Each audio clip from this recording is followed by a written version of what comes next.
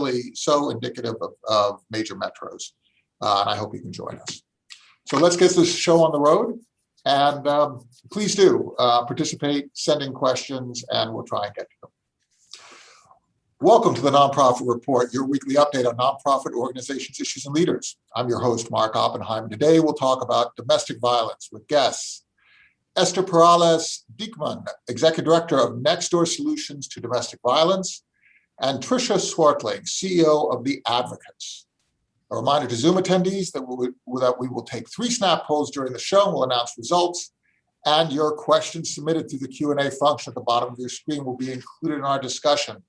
So Esther, Tricia, thank you so much for coming to join us. These are always difficult conversations, but so important that we become informed. And just to set this up, and Esther, I'm going to go to you after the setup. We noted that if you look at the National Domestic Violence Hotline, statistics indicate that 12 million people annually are victims of rape, physical violence, or stalking by an intimate partner in the United States. That's 12 million people. That's huge. And a preponderance of violence is directed at women. So Esther, let's talk about how you support victims, how the organization came about, because victims didn't always have support. They could only turn to their families or communities, and if the perpetrators were known members of that family or of that community, it was incredibly difficult. How do you function to help victims of domestic violence?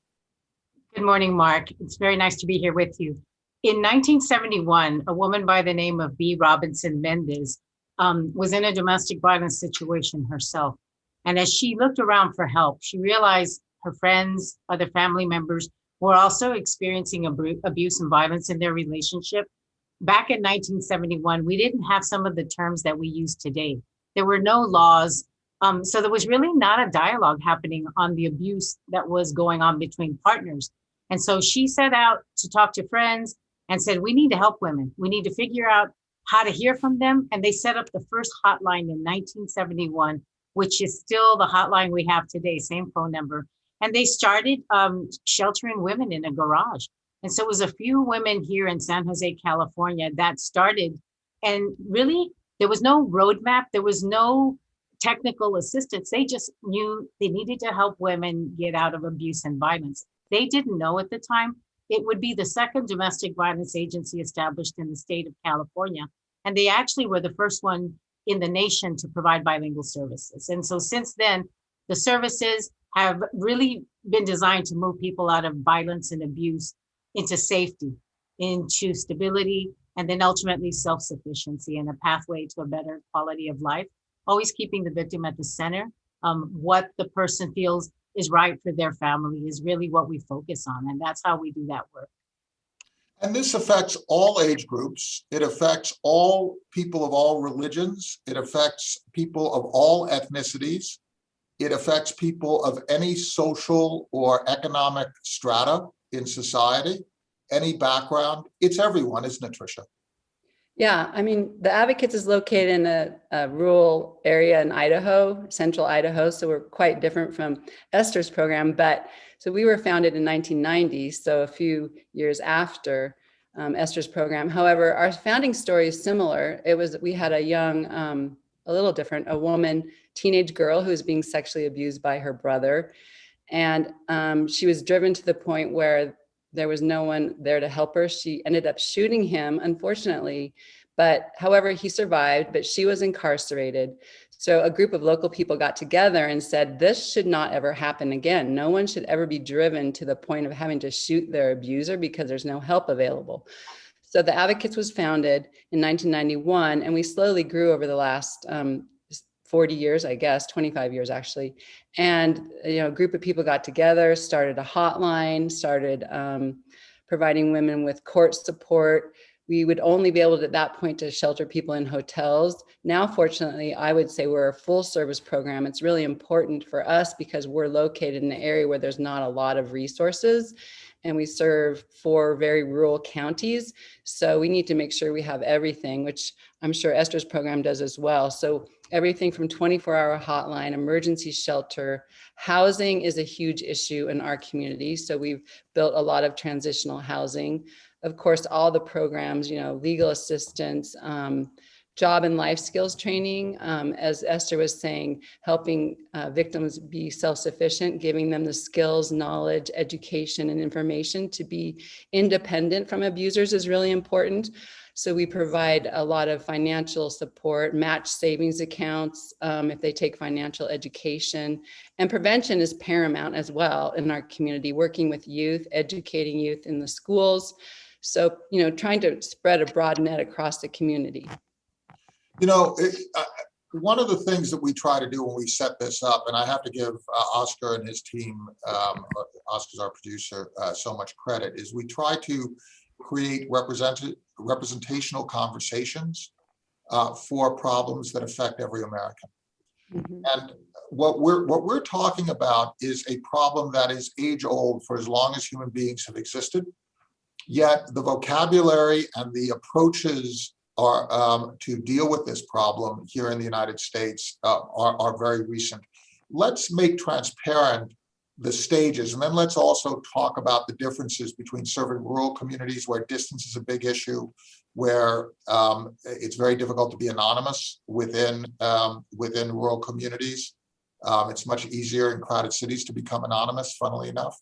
But let's talk about the breakdown of from alert to intake to initial protection and then treatment. And also let's talk both about the victim and the abuser and the surrounding community, because this is a holistic approach that you're using. So who wants to go first? We started with Esther. Tricia, you want to give a first take on this one? Well, that's a lot of things you put out there. Well, nice that we have a partner here so that you can toss it to Esther. But let's talk about the first piece from alert through intake and initial protection, and then we'll move over to Esther, and Esther can tell her the rest of that continuum. Well, yeah, I mean, it's important for people to, we help people at all levels, all stages, all points of that. So, I mean, it's hard to kind of focus on, not everybody comes to us. We've helped some women who've been basically captive and on a ranch for 20 years, who've been dealing with it and not been able to figure out how to get out of it. So, it's kind of, there's a broad spectrum, but, basically, they may or may not call the police. I would say the majority of our, clients don't come to us via the police. They come to us because of a referral or on their own. So, or schools, or neighbors, or right, it can come in a lot of different ways, right? Right. Yeah. So we, that's really important that we really work hard to make sure that all the service providers and people in the community know that we're available and they can call us any time in the day. And confidentiality is a big problem in a rural community. A lot of people will not come to us. Working with rural law enforcement is a different dynamic. But it doesn't really matter. We can help somebody at any stage. And one thing I like to tell people is the majority of people that we help aren't coming and staying in our shelter. And it may be different for Esther, I don't know. Only about 20% of the people that we help are living in our housing, whether it's our emergency shelter or our transitional housing. They may not be ready to come to shelter. And then during the pandemic, who wants to be in a place where there's a lot of other strangers? So shelter actually for us has been a little bit down, but people are using all of our other services, which primarily is just support. Our victim advocates believe and understand the dynamics of domestic violence. And so they can help somebody, learn that, well, this is going to keep happening. And, we're here for you as long as you need us, and we'll stay with you and help you throughout, whether you decide to leave your abuser or not. And so they can tap into what I call like a thermometer of services at any one point in there that they need to help them. So it's not like a clear progression for people. Sometimes they come in, just want to hear, talk to somebody, get support, maybe go to support group, maybe get counseling. They might need help with a divorce, child support. they might not come to shelter until a year later. So it's sort of like, what do they need? We're here for you at any point in the time of your journey. And you're finding the same thing, right, Esther? I saw you nodding. This whole idea of first telling people they're not alone, Right. such an important thing. I think, yeah. And, the ways they connect with us here, it's a very similar situation to what Tricia's describing.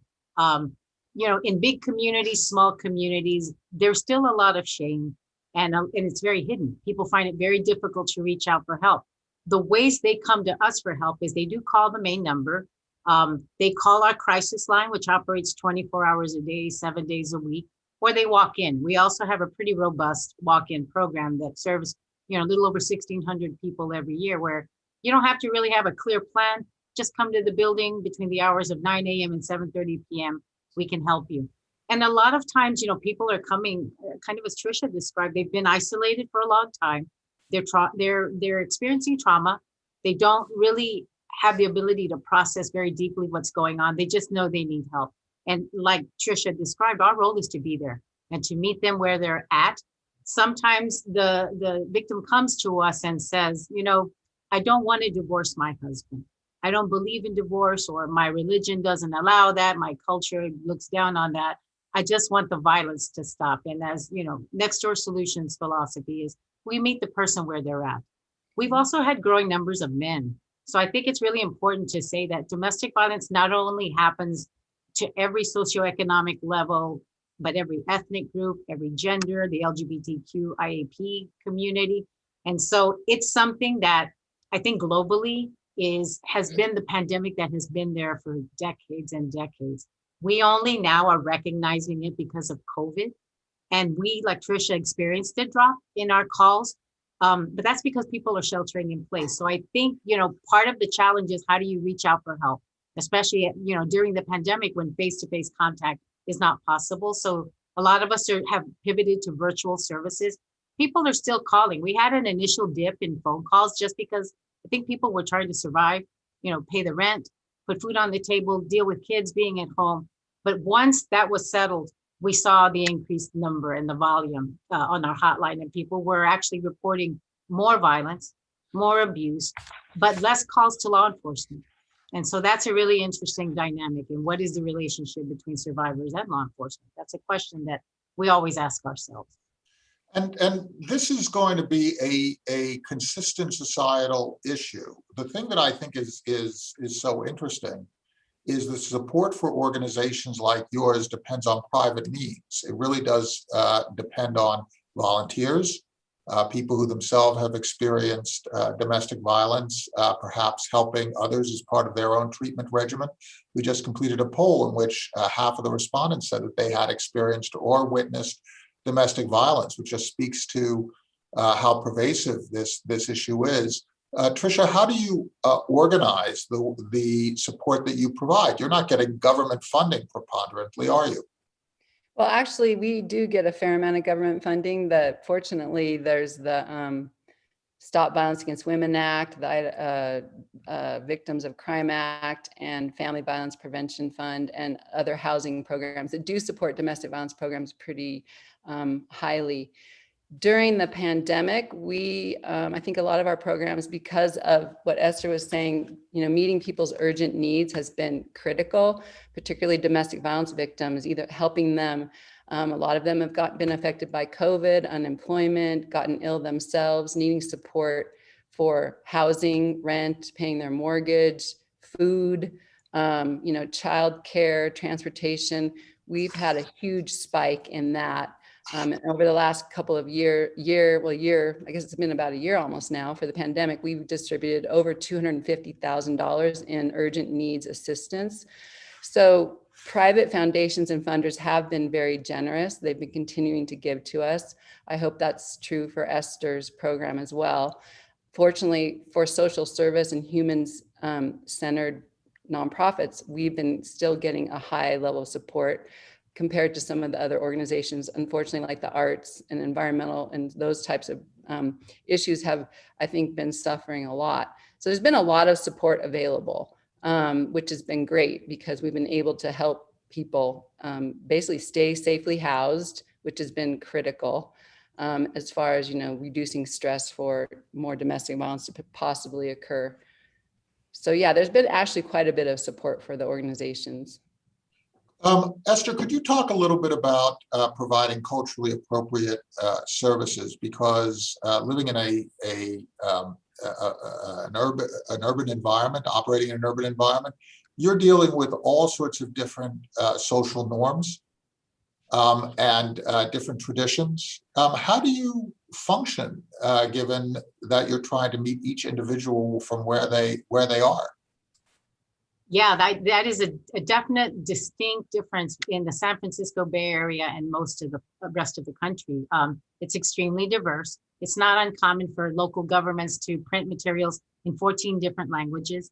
And so we have a highly diverse, also linguistically diverse population in Santa Clara County. And like you said, Mark, people's beliefs, what they carry with them culturally, ethnically, differs. And every approach has to really center on what is the cultural norm. Sometimes the norms in our community are not the best. They're not healthy, but we still have to honor that that's where people's starting point is. And this is what people's personal belief is. And so what we try to do is meet people where they're at culturally, offer linguistic services. I'm pretty sure Tricia probably uses the same devices we do in terms of we have language access. Our organization serves a high number of Latino clients. So everybody we hire at Next Door Solutions is a fluent Spanish speaker, pretty much. And so I think that's where, when we talk about culture and the role of culture, we just have to think of what resonates, what are the nuances for people to make sense of this dialogue. Healthy relationships are healthy relationships. Respect is respect. And so it's really starting from the point of just being aware of what are the pressures on that survivor when they come forward for help. If they disclose, I'm of a certain ethnic group or a certain religious group, we already know from experience, some of the pressures and beliefs that she may already have. But what we try to move to the space of very quickly is safety. Is your relationship safe? Is the situation you're in safe? And we can do quite a bit of risk assessment, lethality assessment. That's really important for the survivor to know, because above any belief, any personal, cultural norm that they live with, it's the idea of like, your life might be in danger, which will immediately then move people to the space of what do I need to do to stay safe? And that's, in a smaller community like Tricia's, there's less resources, there's less help, there's less places for people to go. We have 5 domestic violence agencies in San Jose, California, serving Santa Clara County, which is Silicon Valley. So we're very fortunate, but again, we have 62 beds and collectively get about 26,000 phone calls every year from people who need help. So you can see shelter, we try to reserve that for only those who are in the highest need. And then we try to safety plan and figure out what other options exist for that survivor. But yeah, culture, language, those are all big factors in how we help you. We just completed a poll, Tricia. I'm going to ask you how things sort out in your area. We asked what 2 groups experience domestic violence most in people's opinions, and the top 2 were women and children, followed by members of the LGBTQ community. Where do you find most of your domestic violence settles in terms of the people who experience that themselves and the people who perpetrate it? Well, it definitely is women. The national statistic is generally 1 in 3 women will experience some type of abuse, sexual or physical, emotional, financial, mental during their lifetime. So, and Esther, are you finding the same thing? Absolutely. Yeah. So, as Esther was saying, abuse is abuse, and it crosses, all lines of everything. So we pretty much, make sure that we are able to provide services to anyone. We do help men too. We have programs in the schools to work with students and, work on prevention of dating violence and teaching healthy relationships. Our clientele is a little similar to Esther's in that 50% of our clients are of Spanish is their native language. And so we make sure that we don't focus so much on the cultural beliefs behind what may be causing the abuse. It's more about providing them the support and services culturally appropriately in their language, helping them with immigration issues if they have any. So, whether there's a LGBTQ, we have transgender people living in shelter. We support anyone who comes to us. We make sure that, the signs on our door are very welcoming and that people are comfortable coming, because a lot of these groups have been treated poorly in, society in general. And we want to make sure that, the Advocates is a place where they feel welcome. So nobody, unless you're a sociopath, wants to be an abuser. But given how much abuse is occurring, many of us are abusers. How do you heal that piece of it? If I, as a man, do not want to be abusive, but I am periodically abusive, I think that how do you approach that? That's been a huge challenge in our field, because mostly the interventions for people who harm others have been after violence happens. It's been part of the criminal justice process. In California, we have the 52-week program that if you're convicted of domestic violence, you must complete that program. We also have a variation of that, 16 weeks locally in Santa Clara County, which is, if it's not a domestic violence felony level conviction and it's a misdemeanor, you can actually be directed to go to 16 weeks. I think one of the challenges is it's very punitive. It is very much reinforcing the abuser, the batterer, and sort of, holding that person accountable, trying to help them understand their behaviors and how to correct those. What we see in California is a movement toward a more healing approach, because it's like you said, a lot of what we find at times is that the abuser, the person who's harming others, has also been a victim of abuse early in life or later in life, And so we don't acknowledge that there is healing, and things like therapy, things like support group really aren't common for people who are harming others. That's something that we've pivoted to at Nextdoor, because we always ask, why doesn't she leave the relationship? And we never ask, why doesn't he stop harming other people? And that's a pivot that we need to have, I think, nationally, internationally. We are seeing this work in other countries where there's a move to work with men and boys, because there's been a lot of focus and even resources for the survivor and the children, but very little for the person who harms. The person who harms is mostly male, sometimes female, sometimes a member of the LGBTQIAP community. So I think those are really important changes. And it just means that there's still accountability. When somebody hurts someone else, there has to be accountability and recognition of that. But what works with both survivors and people who harm is this idea of domestic violence will affect you. We've had a lot of work with Stanford University on how domestic violence affects your health, also how it affects children. Children typically are witness to domestic violence. They're not necessarily the recipient, because that would be child abuse. And so what we get a lot of is when children are present in a domestic violence situation, they may be exposed to behaviors that will affect them. And we call those adverse childhood experiences, is one of many things that could happen to children. So we always treat the children from the perspective of they have been affected by trauma, they have witnessed violence, they need to build resiliency, they need to have support, their own therapy to be able to overcome that exposure to violence. That's a big theme in California. Our Surgeon General is really drawing a lot of attention to what are these experiences that happen to people early in life that result in addiction, that result in criminal behavior, abuse. So it's a whole spectrum of activity that happens from very early in life. And Tricia, do you find that in your neck of the woods, you're also finding that the abuser actually ends up first getting treatment after the fact, after they've come into contact with the criminal justice system and after they've been tagged? Or are there preventive measures that you're able to take to proactively raise awareness among abusers that this behavior just cannot continue? Well, I think, unfortunately, it's usually after the fact. I mean, and as Esther stated, I mean, abuse is a learned behavior. And for an abuser to decide to change that behavior, they have to be willing to recognize they're an abuser, admit they're an abuser, and commit to addressing the issues that cause them to abuse.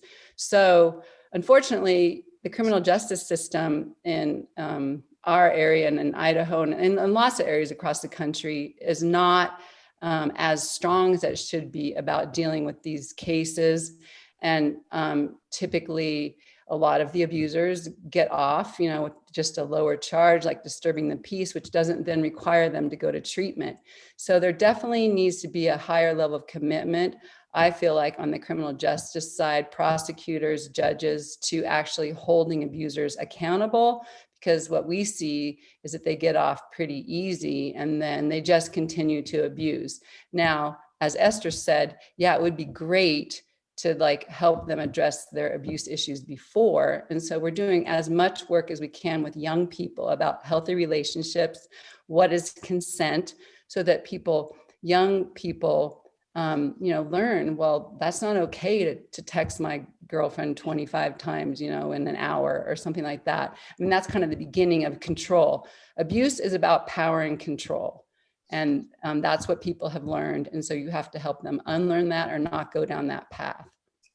We've been having conversations, and an interesting notion has been advanced, that violence actually spreads like a virus, like an actual virus, that people are infected by violence, and then they pass it on, until it is interdicted through some sort of an immune activity.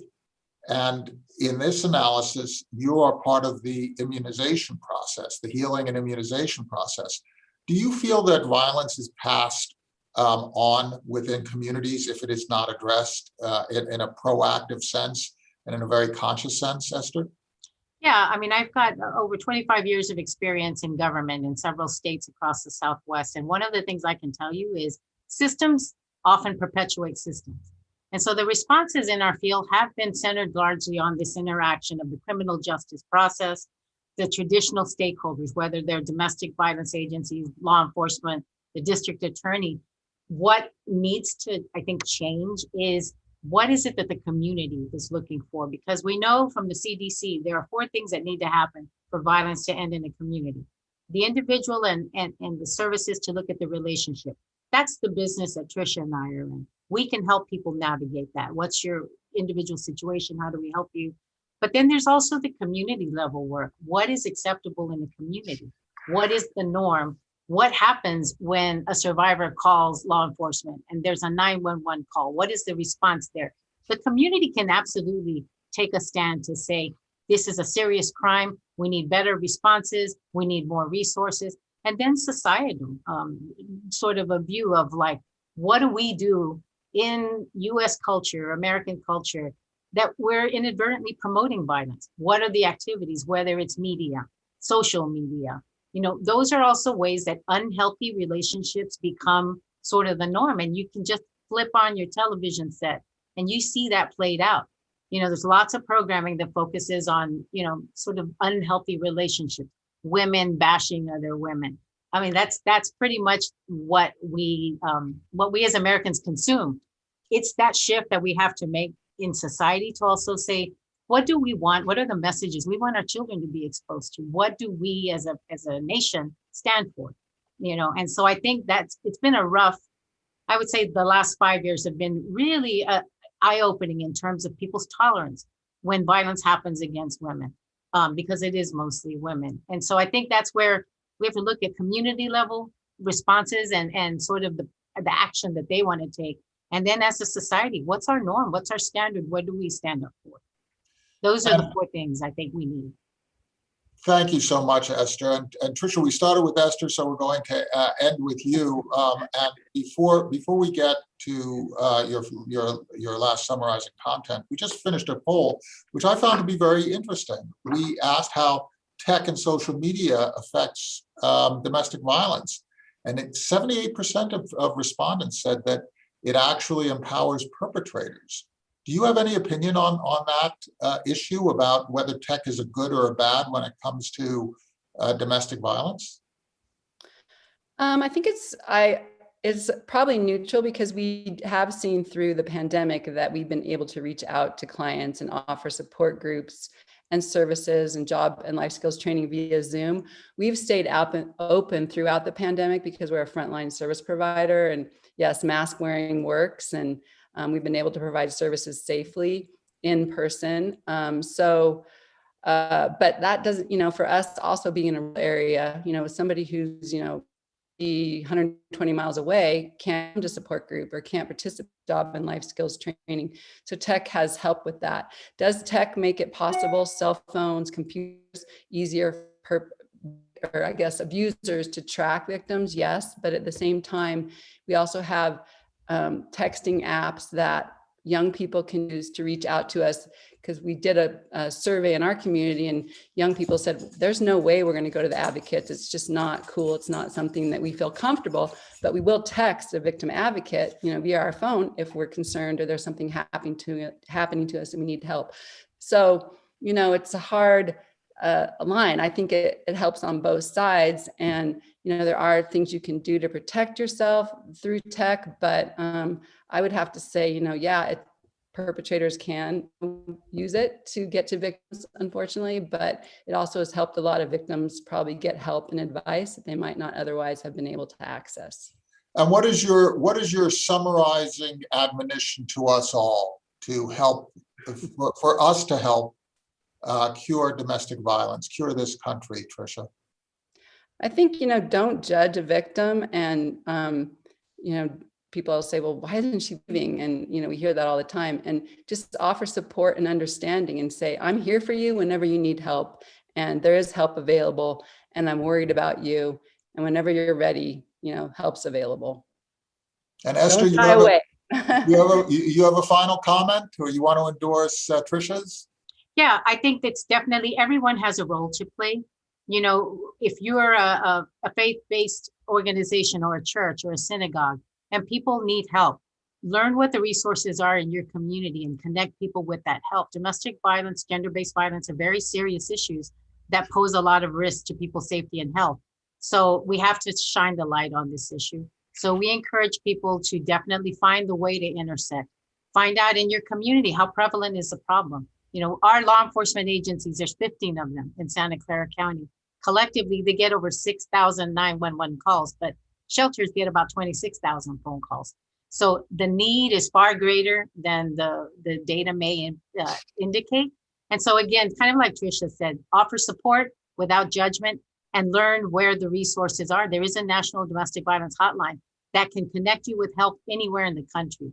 That would be the one number that is really important to promote. So if you see something, say something. Mm-hmm. Say something. Yeah. Thank you both for sharing your experience. Esther Peralez-Dieckmann, Executive Director of Next Door Solutions Domestic Violence, Tricia Swartling, CEO of the Advocates in Idaho, two very different states and very different areas of different states, one rural, one very urban.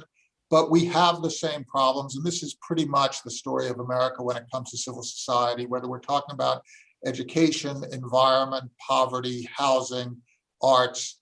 We're bound together by so much more than that which separates us. Thank you so much for sharing. And attendees, thank you for coming. Please spread the word.